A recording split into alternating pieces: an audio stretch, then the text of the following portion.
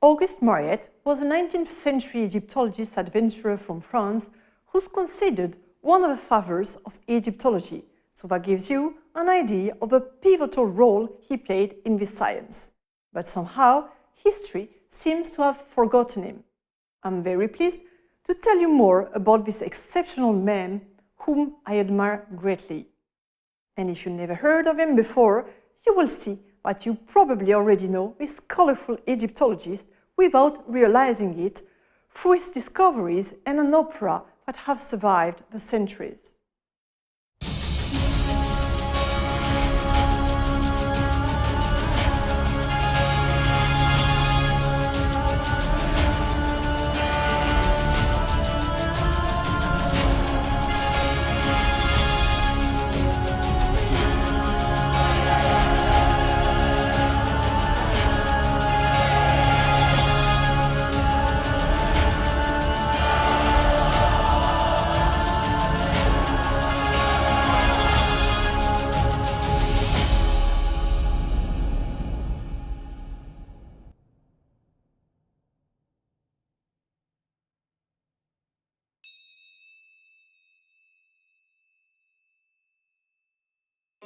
In 1850, when 29-year-old Auguste Mariette landed in Egypt, he would not have guessed how profoundly the next few months would forever transform his life and the future of Egyptology.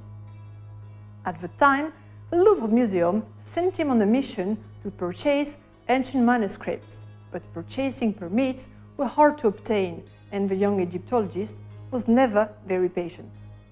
So he decided to leave Alexandria for Cairo, where he met Bonnefoy, a French archaeologist who worked for Jean-François Champollion, the Egyptologist who succeeded in fully decrypting a complex system of hieroglyphs. Both men became friends and decided to visit the surroundings. It was during a trip to the Saqqara Desert that Auguste Mariette discovered the head of a sphinx poking out from the sand. The sphinx looked a lot like the ones he had admired in the gardens of a Belgian consulate in Alexandria and among antique dealers' items in Cairo. Suddenly, he recalled a passage by the Greek geographer Strabo, who wrote of a long avenue of sphinxes in the Saqqara Desert leading to the Serapeum, the necropolis of sacred Apis bulls that were worshipped in the area.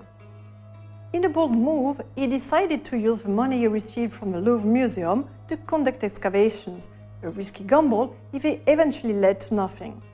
The months that followed were complicated. To reach the layer of ancient soil, workers sometimes had to dig as deep as 10 meters below ground level. In addition to that, Auguste Mariette also had to deal with the jealousy and backstabbing from his many sneaky enemies, archaeologists, antique dealers, collectors and tomb raiders who were not happy at all with the progress of his excavations. Some of them paid his workers to stop digging, while others bribed locals to stop sending food and water to the workers who chose to continue digging. Others created serious trouble for him with the Egyptian authorities, and twice other enemies even tried to get him killed. Anyone else would have given up, but not Auguste Mariette, who had boundless energy, steely determination and unwavering passion. The discovery of the Serapeum at the time would become the first major discovery in Egyptology.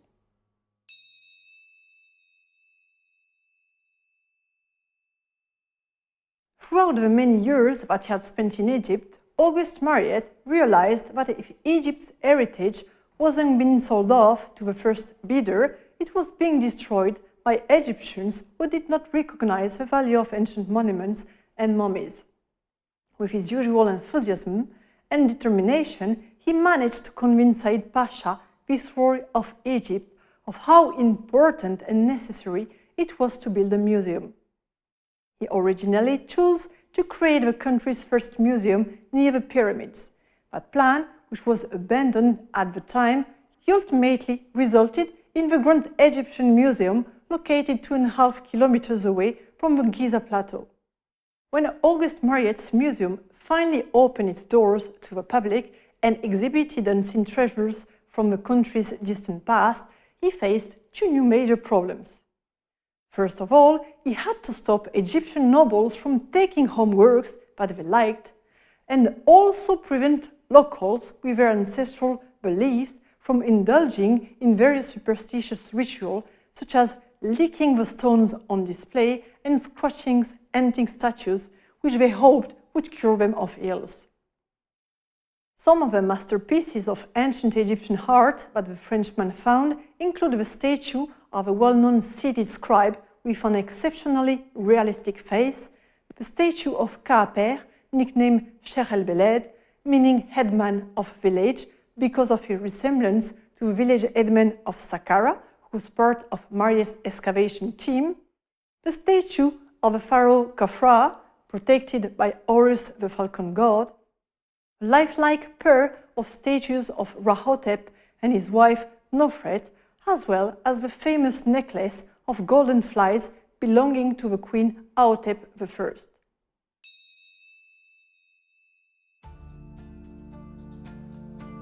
In 1854, with the support of his friend Ferdinand de Lesseps and the Prince Napoleon, whom he had guided during the prince's stays in Egypt, Auguste Mariette persuaded the Viceroy of Egypt that they needed to establish the Egyptian Department of Antiquities, which would be the first organization in the world to protect and promote national heritage.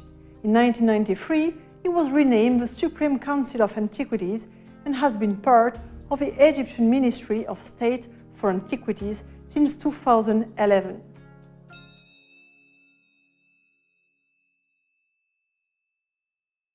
Auguste Mariette was a man of many talents, and going by the massive collection of drawings that he left behind, he was also a gifted artist.